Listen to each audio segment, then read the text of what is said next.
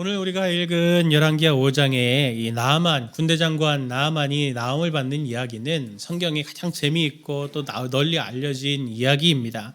오늘 제가 6절부터 8절까지의 말씀을 봤지만 5장을 중심으로 해서 저희들이 오늘 이 선교주일에 하나님이 주시는 말씀을 받으려고 하는데요. 특별히 이 말씀을 통해서 우리의 삶에 대한 관점을 다시 한번 이렇게 좀 잘 재조정하는 시간이 되었으면 좋겠습니다.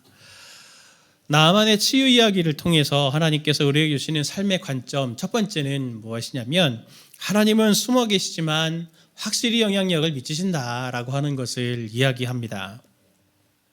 성도님들 한 번씩 다 보셨을 것 같은데요. 저도 학교 다닐 때 이렇게 화장실에 갔더니 화장실 문에 이렇게 글을 써놨더라고요. 어떻게 글을 썼냐면 신은 죽었다 하고 하이픈 이렇게 하고 니체, 그 밑에 니체는 죽었다 하고 신, 그 맨 밑에는 글씨가 또 다르게 니네 둘 다 죽었다 하고 청소 아줌마. 예. 유명한 타임즈지를 아시죠? 예, 타임즈지 지금도 영향력 있는 시사 저널이지만 1966년에 4월 6일에 4월 8일자 타임즈지는 당시 여러 가지 의미로 굉장히 이슈가 되었던 그 저널이었습니다.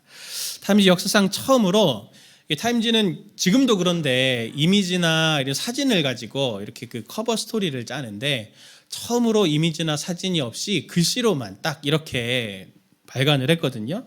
검은색 바탕에 빨간색 글씨로 영어로 그냥 읽겠습니다. Is God dead? 우리로 번역하면 신은 죽었는가? 굉장히 도전적인 그런 호칭을 딱 붙였죠. 이 주제만큼이나 사회적으로 이 호수가 발간된 이후로 종교적으로 사회적으로 굉장히 이슈가 많이 돼가지고 뭐 빗발치게 메일도 가고 전화도 가고 뭐 난리도 아니었었다고 하더라고요. 이 커버 스토리의 내용이 무슨 내용이냐면 현대과학이 발달하면서 이제 자연 현상들을 설명하는데 종교는 더 이상 설 자리가 없는 것 같다라고 그렇게 얘기하면서 또 일상생활에 있어서도 점점 더 이제 종교의 영역은 이제 줄어드는 것 같다, 신앙의 영역은 줄어드는 것 같다라고 하는 게 주된 내용이었습니다. 어떻습니까? 그렇게 보면 하나님이 정말 이 is God dead, 하나님이 정말 죽었는가라고 하는 말이 맞는 것처럼 보일 수 있습니다. 예배를 우리가 지금 이렇게 함께 모여서 드리고 있지만 성도님들도 이 예배의 자리를 이제 지나고 가정으로 돌아가셔서 일상을 사시다 보면 정말 바쁘게 살다 보면 하루에 한 번도 하나님이라고 하는 존재를, 단어를 머릿속에 안 떠올리고도 사실 때가 있잖아요. 그리고 아무 일도 안 생기죠. 그런 걸 보면 정말 이 말이 괜찮은 거 아닌가? 이런 생각이 들 만큼 헷갈리게 됩니다. 과연 이 기사처럼 하나님은 죽었는가? 그리고 하나님이 그렇게 죽어도 괜찮은가? 어떻습니까? 하나님은 죽으시면 안 되죠. 그런데 실제로 우리의 삶에서나 가정에서나 하나님은 하나님이시지, 직장에서나 사회에서나 사업과 친구 관계 속에서 하나님은 계시는가, 일하고 계시는가라고 하는 것을 우리가 잘 경험하지 못하게 되고, 또 죽은 하나님처럼 우리가 그렇게 실제로 신앙인이라고 하지만 죽은 하나님 대우를 우리가 하고 있는 것은 아닙니까?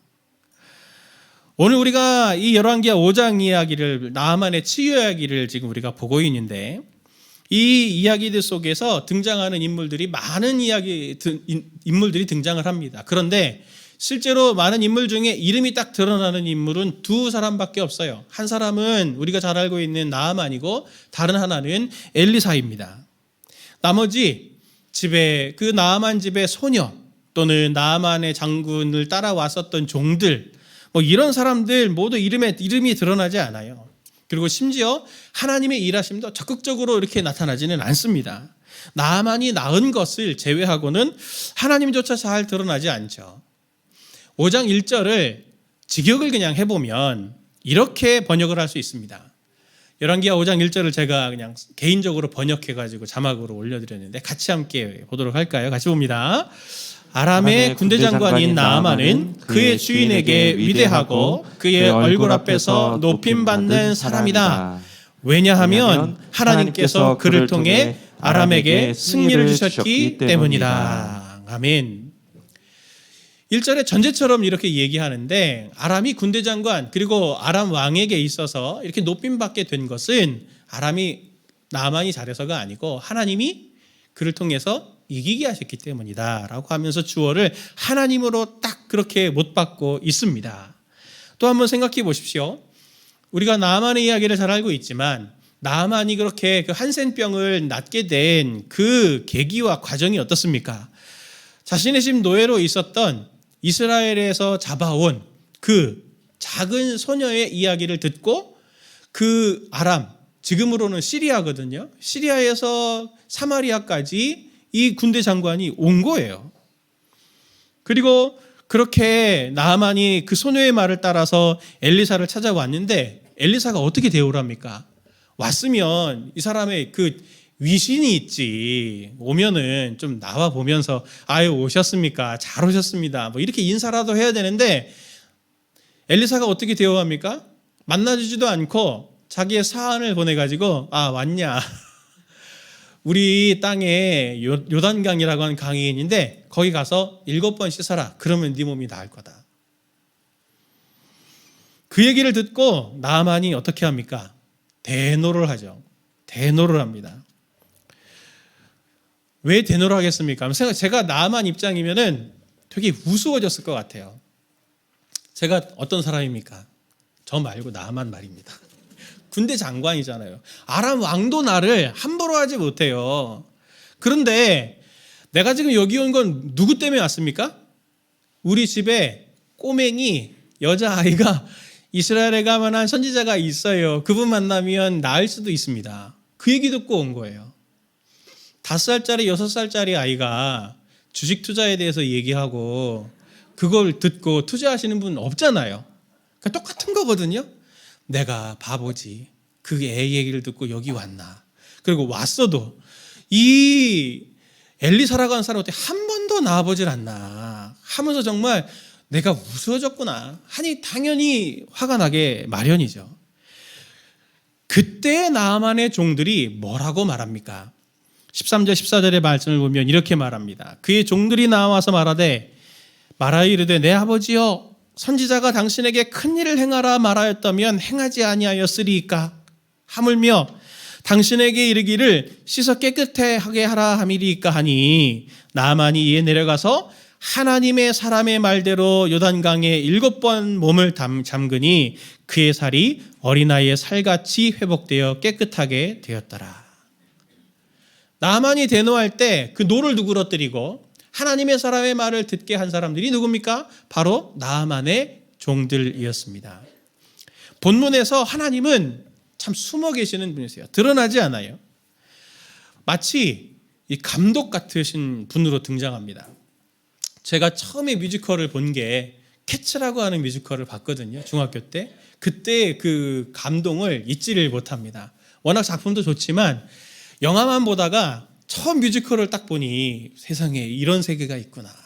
배우들이 옆에서 노래를 하고 그리고 불 꺼도 딱 켜지면 막 무대가 막 바뀌어 있고 분장과 손끝 하나 막 이런 게 너무 막 화려해가지고 와 그때 참 이 뮤지컬이 정말 이런 거구나 하면서 감동이었었는데 감독이 어떻습니까? 그 배우의 표정 하나, 노래 그 하나, 손짓 하나, 무대, 조명, 음악 이 모든 것들을 다 조정을 하는 거잖아요.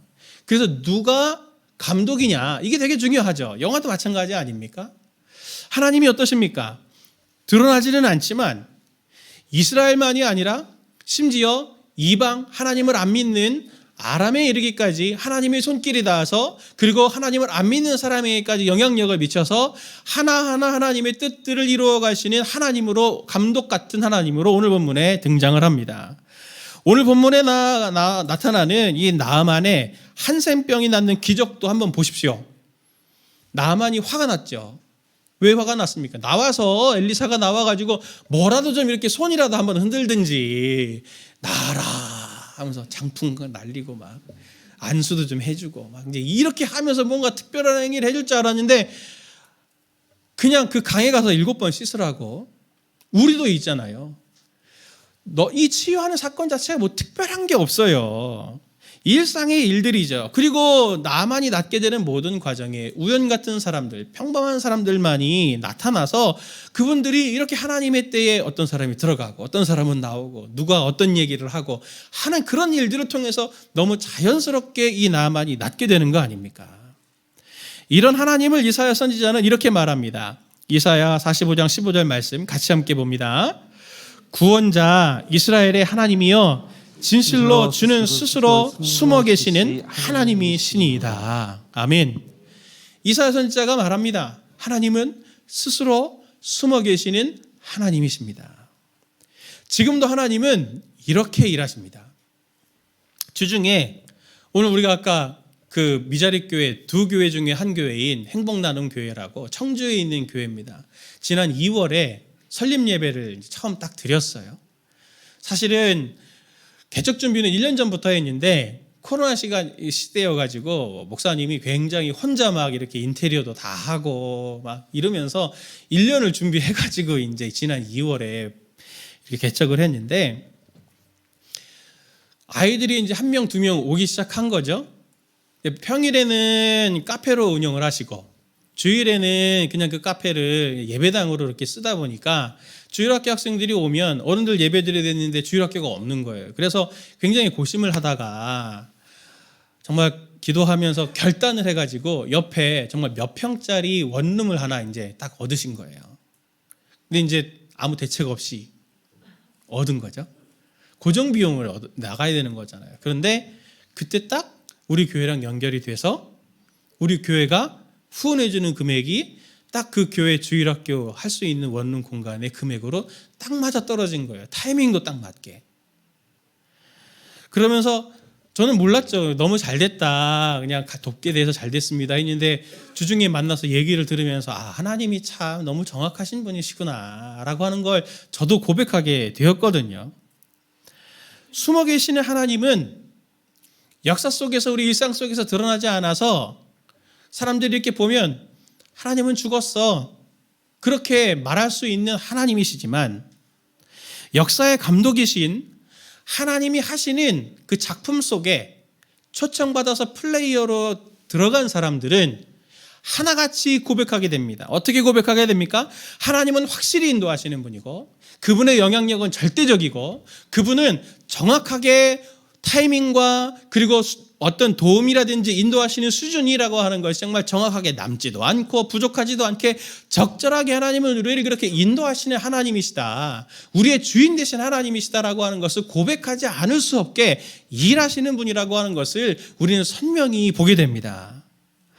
행복나눔 교회만이 아니고 그런 노래들이 우리 교회들 안에도 퍼져나가고 있잖아요. 성도님들 안에 질병으로 고생하시는 분들이라든지 경제적인 부분이나 삶의 여러 어려운 부분들이 있는 분들이 하나님이 이렇게 저를 도우셨습니다라고 하는 것들을 고백하게 될 때 그분들의 일상을 통해서도 하나님이 악과 고난조차 그것을 아름다움으로 변화시켜 가시는 일들을 일으켜 가시고 그것은 창조주의 능력이 아니고서는 안 되는 거다라고 하는 것을 인정할 수밖에 없도록 하나님은 우리 성도님들을 이끌어 가시는 것을 다락방 안에서도 가정 안에서도 성도님들 많이 보셨잖아요.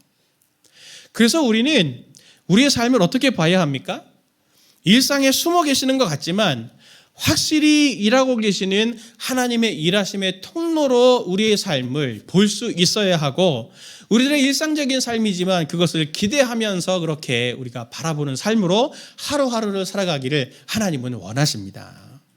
두 번째로 나만의 치유 이야기를 통해서 우리에게 주시는 삶의 관점이 무엇이냐면 하나님을 드러내는 게 선교고 우리의 삶이 선교여야 된다라고 하는 것을 말합니다.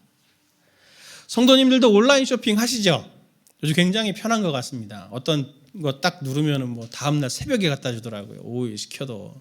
너무 편한 시대를 저희들이 살아가는데 온라인 쇼핑이 가장 활발하게 거래되는 때가 언제일 것 같으세요? 언제일까요? 제가 기사를 이렇게 찾아보니까 어떤 그 기관에서 그 트렌드를 이렇게 좀 살펴보는 그런 기관들이 있을 거잖아요. 거기에서 빅데이터를 취합해가지고 분석을 했더니 제일 온라인 쇼핑이 활발하게 거래되는 때는 월요일 오전 10시. 그리고 오후 2시더라. 온라인 쇼핑몰에 사람들이 가장 많이 방문하고 거래가 활발한 시간대가 월요일 오전 10시 그리고 2시, 점심시간 전후 딱 그 시간대라 하더라고요. 이 원인을 두고 분석한 기관이 이렇게 말합니다. 왜 그 시간대, 왜 이상하지 않아요? 월요일 꼭 10시, 2시 그 사이에 많이 하냐면 월요일 스트레스 해소 및 택배를 주말에 본 상품을 주중에 빨리 받아보려는 심리, 소비 패턴의 영향으로 해석을 했다. 심리적인 이유 때문이라는 거예요. 월요일 날 주일 쉬고 월요일 출근하는데 출근하기 싫잖아요. 부담이 많이 되니 점심시간에 이제 물건 사가지고 그 마음이라도 이제 해소를 해보려고 하는 그런 심리가 거기 들어있다는 거죠. 제가 이걸 보면서 현대인들이 참 이 나만 같은 구석이 있구나, 이제 그 생각이 들더라고요. 나만처럼 많은 것을 누리고 있지 않습니까? 오늘 우리 보면 우리 한국 역사만 보더라도 지금처럼 이렇게 부여하고 풍요로운 시대를 사는 때는 없었습니다.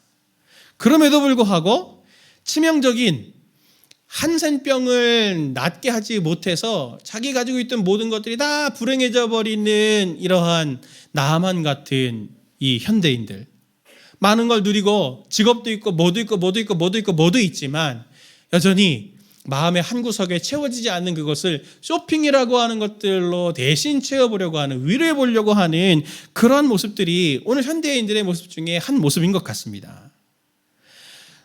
그래서 나아만이 시리아에서 사마리아까지 온 거죠. 먼 길을 와서 하나님의 사람 엘리사를 만나 그 문제를 해결받았습니다. 그런데 성경을 보면 예수님 당시에도 이 나아만 같은 사람이 한 사람 더 등장해요. 마가복음 5장을 보면 거기에 등장하는 12의 혈루증을 앓은 여인이 바로 그렇습니다. 마가복음 5장 25절 29절 말씀을 같이 함께 우리 읽어보도록 합니다. 같이 봅니다. 12회를 혈루증으로 앓아온 한 여자가 있어 많은 의사에게 많은 괴로움을 받았고 가진 것도 다 허비하였으되 아무 효험이 없고 도리어 더 중하여졌던 차에 예수의 소문을 듣고 무리 가운데 끼어 뒤로 와서 그의 옷에 손을 대니 이는 내가 그의 옷에만 손을 대어도 구원을 받으리라 생각함일러라. 이에 그의 혈루 근원이 곧 마름에 병이 나온 줄을 몸에 깨달으니라. 아멘. 이 여자는 이 12의 혈루증에 걸린 그것을 낫게 해보려고 많은 의사들을 찾아다녔습니다. 그러나 찾아다니면 찾아다닐수록 가지고 있던 소유도 다 없어져 버리고, 그리고 의사들을 통해서 이 낫겠다라고 하는 그 치유행위를 통해서 오히려 더 고생하고 병만 더 중해졌어요. 그런데 이 여자가 어떻게 낫게 되었습니까? 마가복음 5장 29절 말씀처럼 예수님을 찾아와서 예수님을 만났을 때, 그의 옷에 손을 대었을 때 그의 병이 근원에서부터 말랐다라고 하는 것을 말하고 있습니다. 나아만과 12의 혈루증 걸린 여인의 공통점이 있습니다. 뭡니까? 바로 하나님의 사람, 하나님께서 쓰시는 사람을 찾아와서 그를 만났다라고 하는 거죠. 그렇게 만나서 그들의 근원적인 문제들이 해결이 되었다는 겁니다. 예수님은 사람들에게 어떤 사람으로 비쳤습니까? 하나님의 사람으로 인정받기 전에 그냥 목수였습니다. 그리고 엘리사는 이스라엘에나 유명한 사람이지 아람에서는 알아주지도 않는 무명의 사람들이었어요. 엘리사 같은 사람들 분명히 아람에도 있었을 겁니다. 아람에서 얼마나 수소문을 해가지고 나아만이 나으려고 했겠냐고요. 도저히 나을 수가 없으니 이렇게 사마리아까지 온 거죠. 선교를 영어로 우리가 미션이라고 하지 않습니까? 단어의 뜻을 보면은 우리가 너무 잘 알고 있듯이 무슨 임무, 무슨 사명 뭐 이런 걸로 번역이 됩니다. 우리는 선교할 때 무엇을 임무로 하고 무엇을 사명으로 합니까? 보통 선교라고 머릿속에 이렇게 딱 떠올리면 고정된 의미가 있죠. 네, 보통 해외 선교를 많이 이렇게 생각들 하시지 않습니까? 선교사님들을 돕고 위에서 기도하고 또 단기 선교 또는 중장기 선교를 같이 우리가 돕는 사역, 전도, 봉사, 구제 뭐 이런 것들 머릿속에 떠올리기가 쉽습니다. 그런데 선교는 그게 본질이 아닙니다. 오늘 선교의 본질 사명이 원래 엘리사의 말 속에 담겨져 있거든요. 열왕기하 5장 8절에 거기에 담겨져 있습니다. 세 번역으로 제가 해놨는데 같이 함께 열왕기하 5장 8절을 세 번역으로 보도록 하겠습니다. 어찌하여 그 옷을 찢으셨나이까? 그 사람을 나에게 보내주십시오. 이스라엘에 예언자가 있음을 그에게 알려주겠습니다. 이스라엘에 예언자가 있음을 그에게 알려주겠습니다. 이 고백입니다. 이걸 꼭 기억하십시오. 선교는 사람들이 신이 죽었다고 말할 때, 하나님은 없다고 말할 때 아닙니다. 여기에 하나님이 계십니다. 여기에 하나님이 일하시고 있습니다 라고 하는 것을 보여주는 그것이 바로 선교입니다. 엘리사의 말을 조금 변형하면 그 사람을, 하나님이 없다고 말하는 사람을 나에게 좀 보내주세요. 그러면 하나님이 계시다고 하는 것을 제가 알려드리겠습니다. 하나님이 지금 일하고 계시다고 하는 것을 보여주겠습니다 라고 말하는 그게 바로 선교라고 하는 것입니다. 오늘 엘리사 앞에 붙는 수식이 있어요. 8절, 14절, 15절의 말씀을 보면 엘리사 앞에 붙는 수식이 무엇이냐면 하나님의 사람이라는 수식이 붙어 있습니다. 반복적으로 붙어요. 하나님의 사람, 무슨 말입니까? 엘리사 그는 하나님의 소유라는 거죠. 하나님이 그를 통해서 일하신다는 것을 보여주는 겁니다. 하나님이 쓰시는 사람이라는 뜻이죠. 나아만, 그리고 아까 말씀드렸던 마가복음 5장에 나오는 12의 혈루증 걸린 그 여인, 그들의 공통점은 하나님의 사람에게 찾아왔더니 그들의 문제들이 해결이 되어졌다라고 하는 것을 보여주는 것이 아닙니까? 오늘 현대인들 마음속에 빈 구석이 있고 그리고 해결되지 못하는 그것들이 있다면 그들은 누구를 찾아가야 합니까? 하나님은 죽었다고, 하나님은 안 보인다고, 경험할 수 없다고 그렇게 말하고 있는데 하나님은 하나님의 사람들을 통해서 아니다, 여기에 지금 내가 일하고 있다, 아니다, 내가 지금 너희와 함께하고 있다 라고 하는 것을 하나님은 보여주시기를 원하고 그들을 통해 회복시켜 주시기를 하나님은 간절히 원하고 계신 거거든요. 성도님들은 누굽니까? 바울은 말합니다. 로마서 1장 6절 말씀 같이 봅니다. 너희도 그들 중에서 예수 그리스도의 것으로 부르심을 받은 자니라. 아멘. 너희도 그들 중에서 누구의 것으로? 예수 그리스도의 것으로 부르심을 받았다. 우리가 신앙생활 잘하는 것은 신앙의 지식을 많이 쌓는 것 중요하지만 그게 목표가 아닙니다. 그것들을 통해서 그것들은 다 통로고 도구일 뿐이죠. 그것들을 통해서 우리가 목표해야 할 것은 숨어 계시는 하나님, 죽어서 안 보인다고 생각하는 그 하나님을 보여주고 나타내고 드러내는 그것이 바로 하나님께서 오늘 우리를 부르신 목적이다라고 하는 것을 이야기하고 있습니다. 현대인들에게 특징이 있죠. 어떤 특징이 있습니까? 굉장히 자기중심적이고 계산적이고 소비적입니다. 이러한 현대인들의 특성을 우리들도 멀리할 수는 없는 것 같아요. 사람들과 관계를 맺을 때 먼저 따져보죠. 머릿속으로 막 계산하잖아요. 이 사람이 나를 해코지하려고 하는 건 아닐까? 이용하려고 하는 건 아닐까? 이 사람과 내가 교제하면 나에게 그것이 유익인가 아닌가?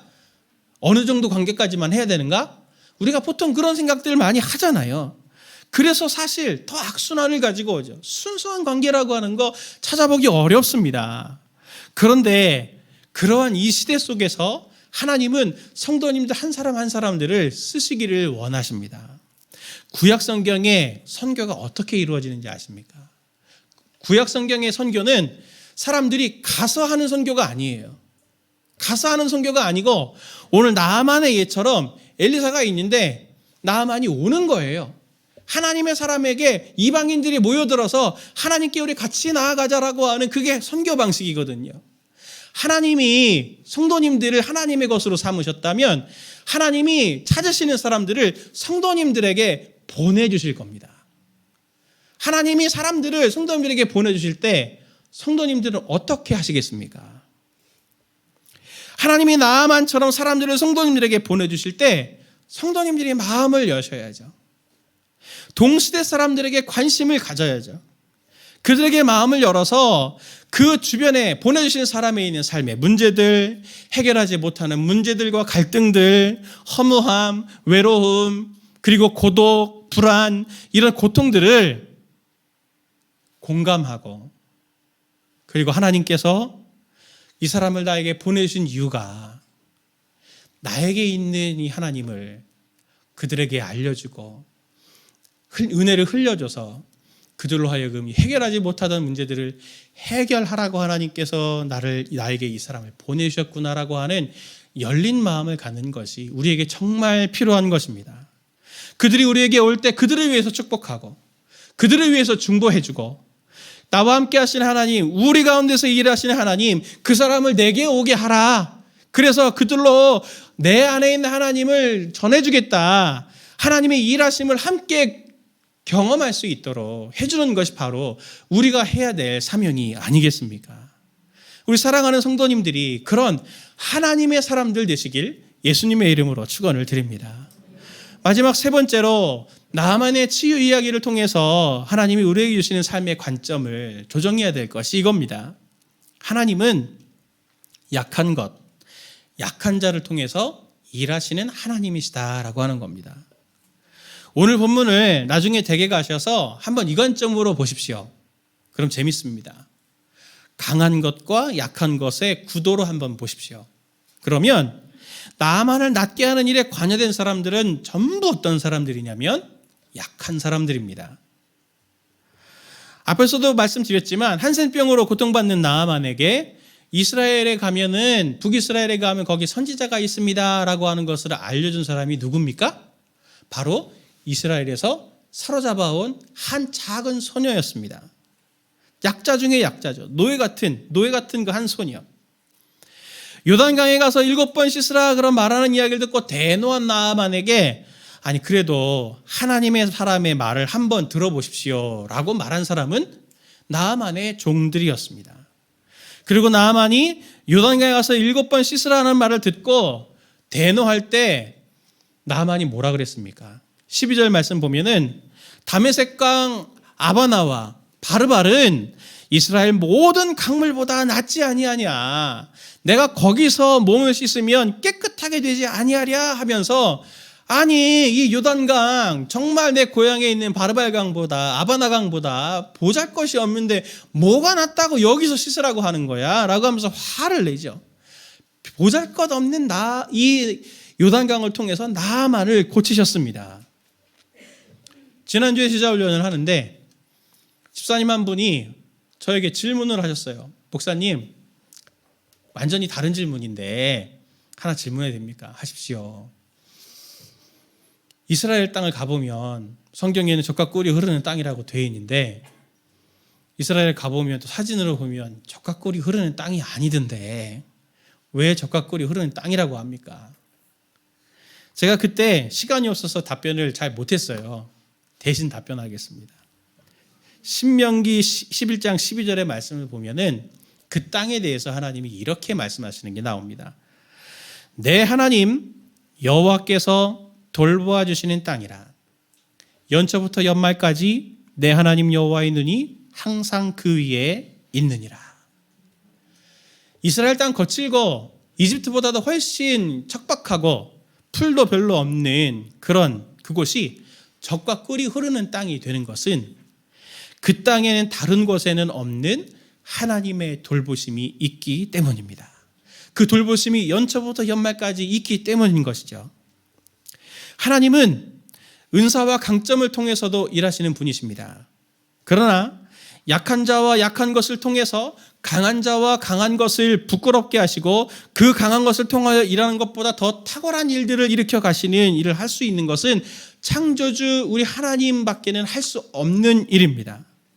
나아만에게 크고 잘 정비된 다메섹의 강들이 있을 수는 있습니다. 그러나 그 강에는 요단강에는 없는 하나님의 돌보심이 요단강에는 있죠.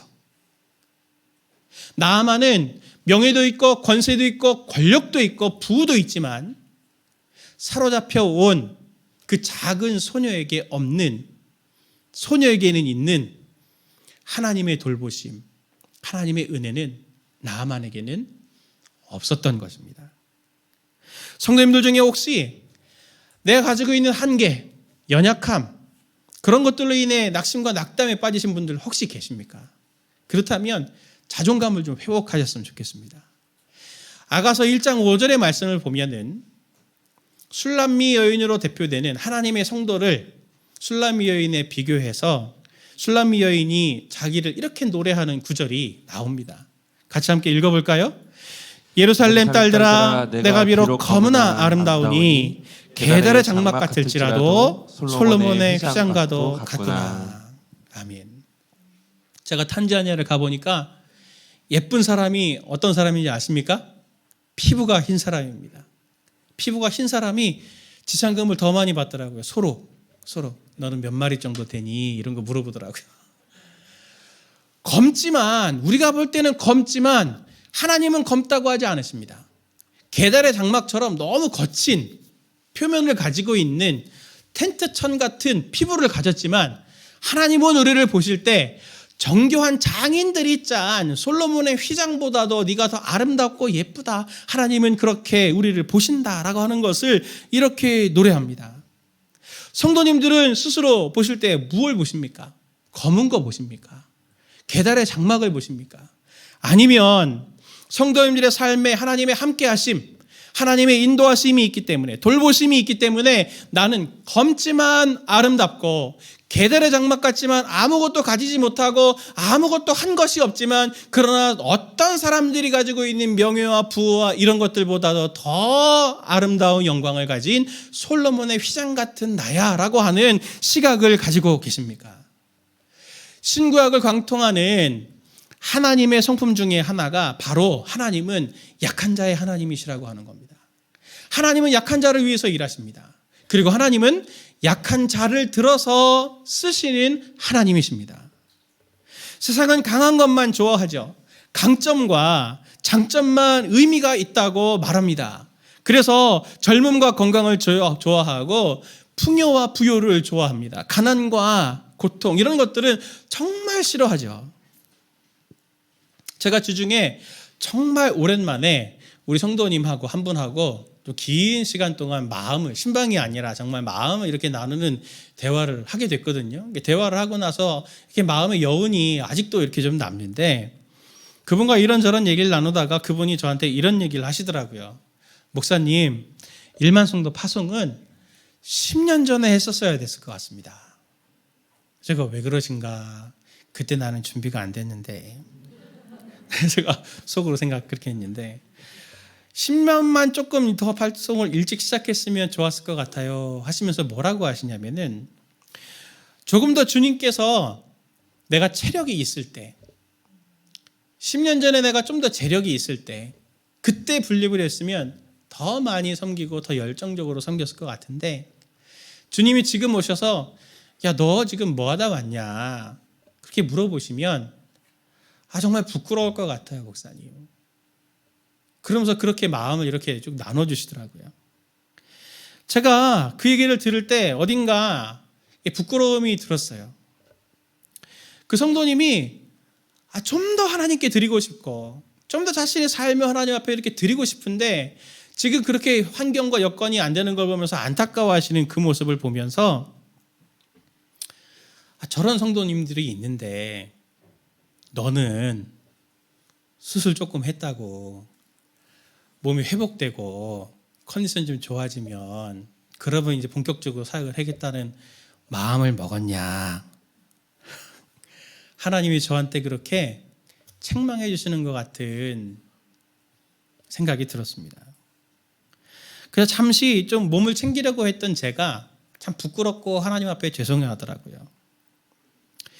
하나님은 이렇게 스스로 약하다고 생각하시는 부끄럽다 생각하시는 그 한 분의 성도님을 통해서 그분을 귀하게 들어서 사용하셔서 저처럼 이렇게 미숙하고 교만하고 자기 자리를 떠나려고 하는 이 목사의 자리를 다시 원위치로 자기 자리로 갈 수 있도록 하나님이 견책하시고 그렇게 또 조정하시는 하나님의 통로로 하나님이 그 성도님을 저에게 사용해 주셨습니다.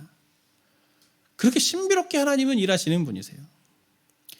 바울도 이렇게 말합니다. 고린도서 1장 26절 27절 말씀 보면 같이 함께 이 말씀을 볼까요? 형제자매 여러분, 여러분이 부르심을 받을 때에 그 처지가 어떠하였는지 생각하여 보십시오. 육신의 기준으로 보아서 지혜 있는 사람이 많지 않고 권력 있는 사람이 많지 않고 가문이 훌륭한 사람이 많지 않았습니다. 그런데 하나님께서는 지혜 있는 자들을 부끄럽게 하시려고 세상의 어리석은 것들을 택하셨으며 강한 것을 부끄럽게 하시려고 세상의 약한 것들을 택하셨습니다. 성도님들 가지고 있는 약함과 한계가 무엇입니까? 그것을 직면하는 것은 굉장히 어렵고 고통스러운 일일 겁니다. 그러나 약한 자의 하나님, 약한 자를 들어서 사용하시는 그 하나님이 하나님을 생각하면서 우리가 주님께 구했으면 좋겠어요. 하나님, 나는 이렇게 약하고 나는 이렇게 한계가 있지만 이스라엘 땅이 그렇게 척박한데도 젖과 꿀이 흐르는 땅이 될 수 있었던 그 원리를 내 삶에 적용시켜 주십시오.